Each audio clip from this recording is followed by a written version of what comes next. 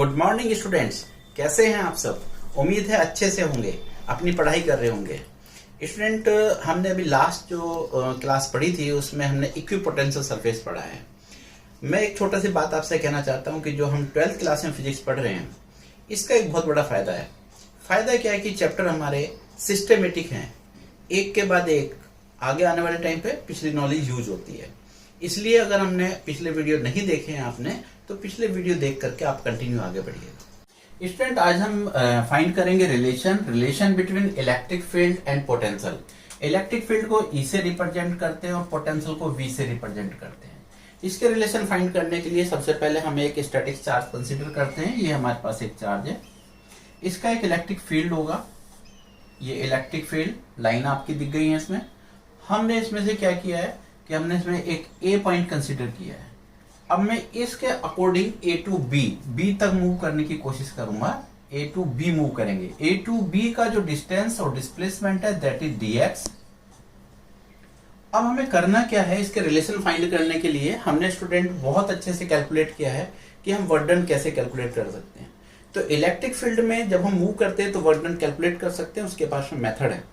एक मेथड हमारे पास है कि वर्क डन कैलकुलेट करने का कि V is equal to W upon q naught, मतलब potential is equal to work पर यूनिट चार्ज। तो हमारे यहां पर जो चार्ज है दैट इज क्यू नोट। हम क्यू नोट को ए टू बी मूव करेंगे, तो हम वर्क डन निकालने की कोशिश करेंगे ए टू बी। तो हम इसको ऐसे कह सकते हैं,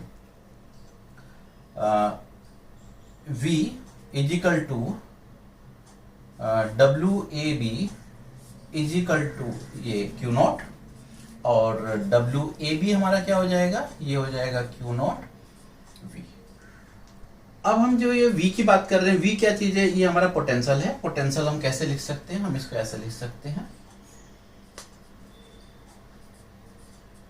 ऐसे हम इसका वर्क डन कैलकुलेट कर सकते हैं। स्टूडेंट, हम यहाँ पे देखते हैं कि जो हमारा पोटेंशियल A पर होगा वो ज्यादा होगा, B पर जो है वो कम होगा।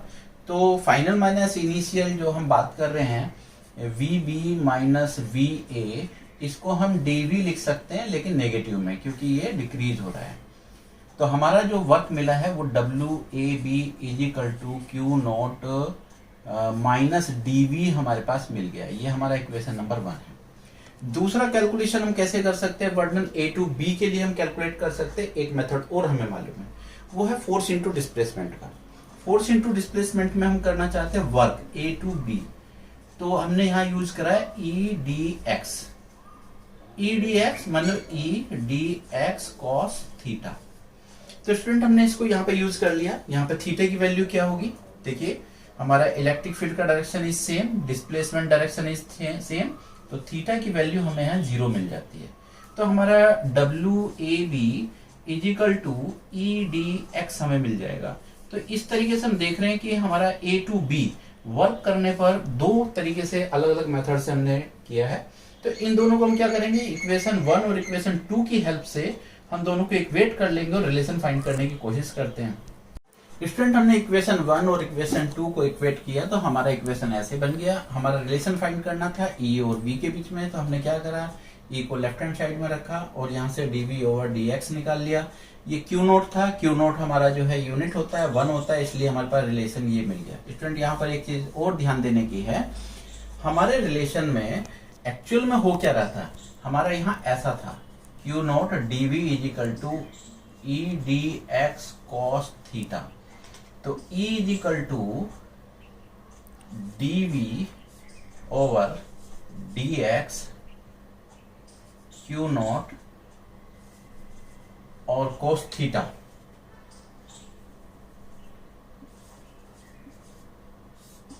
कोस थीटा भी हमारे इस फार्मूले में होगा।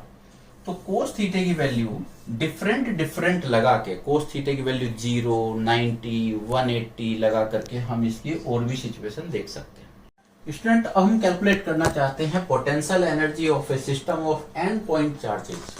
यहां पर मैं एक बात कहना चाहूंगा कि पोटेंशियल और पोटेंशियल एनर्जी, पोटेंशियल का डेफिनेशन आपने पढ़ा हुआ था, work done in bringing a test charge from infinity to a particular point in electric field without acceleration. यहाँ पर क्या है कि हम पॉइंट चार्ज मूव नहीं कर रहे हैं, कोई भी चार्ज हम मूव कर रहे हैं तो हमारा जो वर्क डन होगा वही हमारा पोटेंशियल एनर्जी होगा। बात करते हैं एंड पॉइंट की। हमने सबसे पहले एक चार्ज लिया है Q1। Q1 को हम इन्फिनिटी से लेकर आए हैं और ये हम यहां पर ले आए हैं। ये इसका पोजीशन है R1। इन्फिनिटी से लेकर के आए हैं, फर्स्ट चार्ज लेकर आए हैं तो वर्क हमें देखना है। वर्क कैलकुलेट करने का हमारे पास अभी मेथड है, work is equal to potential into charge.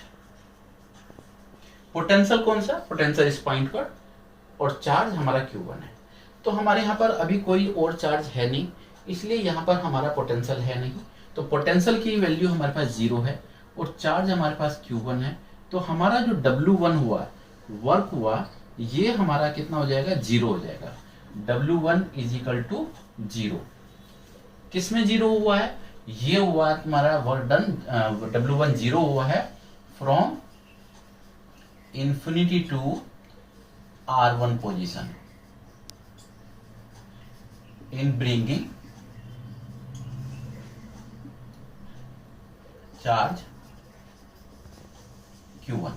Student ये हमारा काम हो गया। अब हम देखते हैं कि दूसरा चार्ज अगर हम मूव करके लाएं तो दूसरा चार्ज अगर हम लेकर के आते हैं, मान लीजिए हम उसको लेकर आए Q2 और वो ये पोजीशन है और इसका पोजीशन है R2। अभी हमें क्या करना है?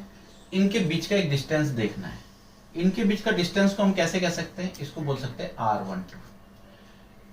तो यहां से अभी चार्ज है तो इसका मतलब इस जगह पर इसकी वजह से पोटेंशियल होगा और वो पोटेंशियल हम कैलकुलेट कर सकते हैं। तो पोटेंशियल कैसे होगा? पोटेंशियल हम ऐसे कह सकते हैं, पोटेंशियल Q1 की वजह से, Q1 की वजह से हम पोटेंशियल कैलकुलेट कर रहे हैं। तो ये हमारे पास फार्मूला होगा 1/4 पाई एप्सिलॉन नॉट Q1 और इनका डिस्टेंस, क्योंकि पोटेंशियल कैलकुलेट करने के लिए हमें दो ही चीज चाहिए, एक चार्ज चाहिए और एक हमारा डिस्टेंस चाहिए। अब हमें निकालना है वर्क निकालना W।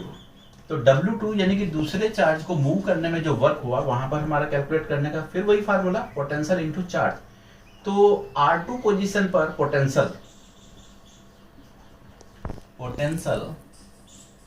Eight R2 due to Q1 into charge. तो स्टूडेंट हम देख रहे हैं 1/4 pi epsilon not Q1 R12 Q2। तो ये हमारा हो गया W2 और ये हमारा मिला है work done in bringing the Q2 charge from infinity to R2 position. Similarly हम Q3 को मूव कर रहे हैं from infinity to R3 position. R3 position पर अगर हम रख रहे हैं तो हम इसका डिस्टेंस देखेंगे Q1 से, डिस्टेंस देखेंगे Q2 से। Q2 से डिस्टेंस है हमारा R23, Q1 से डिस्टेंस है R13। अब हमें कैलकुलेट करना है W3, क्योंकि हम चार्ज 3 को मूव करके लाए हैं। तो ये कैसे होगा? हम कर रहे हैं work done in bringing Q3 from infinity to position R3। Calculate करने का सिंपल मेथड है, पोटेंशियल चाहिए एट R3, लेकिन R3 पर जब हमारा ये लेकर आए तो हमने देखा कि ऑलरेडी दो चार्ज हैं, Q1 और Q2। तो Q1 और Q2 से हमारा पोटेंशियल होगा इनटू चार्ज, जिस चार्ज को हम मूव करके लेकर के आए। तो हम पहले पोटेंशियल निकालते हैं। पोटेंशियल का फार्मूला हमारे पास सिंपल है, KQ/R। तो हमने यहाँ पे यूज करा है, ये Q1 से पोटेंशियल है, ये Q2 से पोटेंशियल है, दोनों पोटेंशियल को ऐड कर लिया तो ये हमारा टोटल पोटेंशियल आ गया है Q1 Q2 से। ये हमारा Q1 Q2 का पोटेंशियल है और चार्ज हमने मल्टीप्लाई कर दिया। इस तरीके से Q3 को मल्टीप्लाई करने से हमारे पास W3 आ गया। इस तरीके से हम देख रहे हैं कि हमारे पास W1, W2, W3 आ गया है। स्टूडेंट क्वेश्चन में एग्जाम में हमारा ऐसा हो सकता है 2 पॉइंट चार्ज सिस्टम के लिए कैलकुलेशन करने के लिए है, 3 पॉइंट के लिए जहां तक आए वहां तक आप वर्क को ऐड करके उसको स्टॉप कर सकते हैं। अभी मैंने 3 तक निकाला है, अब हम टोटल निकालेंगे। टोटल निकालने का तरीका क्या है? W1 plus W2 plus W3। और अगर मैं n तक की बात करूं तो यही प्रोसेस हम n तक चले जाएंगे और फिर हम उसे ऐड करेंगे। तो फिलहाल हम क्या कर रहे हैं, इन तीनों वर्क को ऐड कर रहे हैं। पोटेंशियल एनर्जी के लिए हमने 3 चार्ज को मूव किया है, Q1, Q2, Q3 को। इनसे हमारे पास 3 वर्क डन मिले हैं, W1, W2, W3। हम तीनों वर्क का हम क्या करेंगे, ऐड कर लेंगे और जो ऐड होकर के हमारा वर्क मिलेगा वही हमारा पोटेंशियल एनर्जी होगा। हमने W1 की वैल्यू रखी, W2 की वैल्यू रखी, W3 की वैल्यू रखी, यहां से हमने देखा कि 1/4 पाई एप्सिलॉन नॉट यहाँ भी है, 1/4 पाई एप्सिलॉन नॉट यहाँ भी है, दोनों को हमने कॉमन ले लिया। रिमेनिंग पार्ट जो है हमारा बच जाएगा Q1 Q2 अपॉन R12, ये यहाँ मिल गया। Q1 Q3 R13, ये यहाँ मिल गया। Q2 Q3 R23, ये यहाँ मिल गया। अब ये हमारे पास इस सीक्वेंस में है, हम इसे समेशन फॉर्म में भी रख सकते हैं। समेशन फॉर्म में कैसे रखा है, 1/4 पाई एप्सिलॉन नॉट, क्योंकि हमारे यहाँ पर R12 या Q12 दो के पेयर में आ रहे हैं, तो हमने इसको क्या करा है, 2 समेशन यूज करें। I इजिकल टू 1 से लेकर 3 तक, क्योंकि हमने 3 ही चार्ज लिए हैं। J इजिकल टू 1 से लेकर के 3 तक, और I is not equal to J। कभी भी ऐसा नहीं होने का है कि 3 ये एक दूसरे के ऊपर पेयर बनाकर भी होंगे, तो हमें इसको यूज नहीं करना। तो अभी हमने ये करा है 3 चार्ज के लिए, और अब अगर मेरे को ये n चार्ज के लिए कन्वर्ट करना हो तो स्टूडेंट हम क्या करेंगे, n चार्ज के लिए कन्वर्ट करना हो तो कुछ नहीं करना है, हमने सिर्फ क्या करना है, इस 3 को मूव करना है, हटाना है, और इसको क्या करना है, n बना देना, यानी कि n तक आप इसको लेके चले जाएंगे। लेकिन साथ में हम यहाँ पर एक चीज और लगाएंगे, 1/2। 1/2 क्यों लगाएंगे, 1/2 हम इसलिए लगाएंगे क्योंकि जो हमारा चार्ज है वो पेयर में काम करता है। मान लीजिए हम Q1 Q2 की बात कर रहे हैं, तो Q1 Q2 के लिए हम वर्क निकाल रहे हैं, Q2 Q1 के लिए भी काम कर रहे हैं, तो ये 2 चार्ज 2 बार यूज होने शुरू हो जाएंगे, जबकि हमें क्या करना है, सिंगल टाइम यूज करना है। तो सिंगल टाइम यूज करना, तो जितने पेयर है उनको हमने हाफ कर दिया। Potential energy of a system of 2 point charges in external electric field. अभी हम थोड़ी देर पहले देख रहे थे कि हमने n पॉइंट चार्ज के लिए पोटेंशियल एनर्जी कैलकुलेट किया था, लेकिन वहां पर कोई एक्सटर्नल इलेक्ट्रिक फील्ड नहीं था। यहां पर एक्सटर्नल इलेक्ट्रिक फील्ड है। अब हमने क्या करा, चार्ज 1 लिया, Q1 चार्ज को मूव किया, कहां से किया है, इन्फिनिटी से पर्टिकुलर पॉइंट, कोई पॉइंट है वहां तक हमने आ गए, लेकिन वो पॉइंट है कहां, वो पॉइंट है इलेक्ट्रिक फील्ड में, इनसाइड द इलेक्ट्रिक फील्ड। और जिस पॉइंट पर हम आए वहां पर हमारे को पोटेंशियल मिला है V1। तो हमें कैलकुलेट करना है कि उस पॉइंट तक आने में वर्क कितना हुआ होगा। वर्क कैलकुलेट करने का मेथड हमारे पास है charge into potential, potential at that point. तो पोटेंशियल हमारा क्या है, V1। चार्ज कितना मूव किया हमने, Q1, तो हमारा वर्क कितना हो गया, वर्क हो गया W1 is equal to V1 Q1 charge बन गया। सिमिलरली हमने Q2 चार्ज को मूव करना है, टेंशन नहीं लेनी है, चार्ज Q2 को मूव करिए।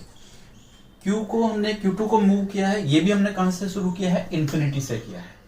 ये भी कहां तक किया है, एक पॉइंट पर किया है, और ये पॉइंट कहां है, ये भी आपका इलेक्ट्रिक फील्ड में है।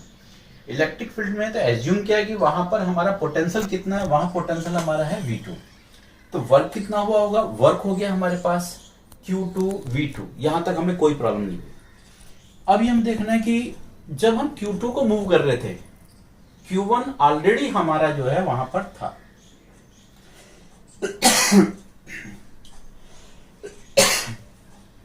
Q1 ऑलरेडी है, इलेक्ट्रिक फील्ड में है, तो हमारे को एक और वर्क करना पड़ेगा जो ये इलेक्ट्रिक फील्ड Q1 का उसके अगेंस्ट।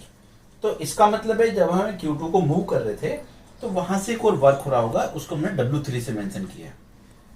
उसका भी फार्मूला वही है, मूव कौन सा किया है, Q2, प्रेजेंट कौन सा था हमारा, Q1।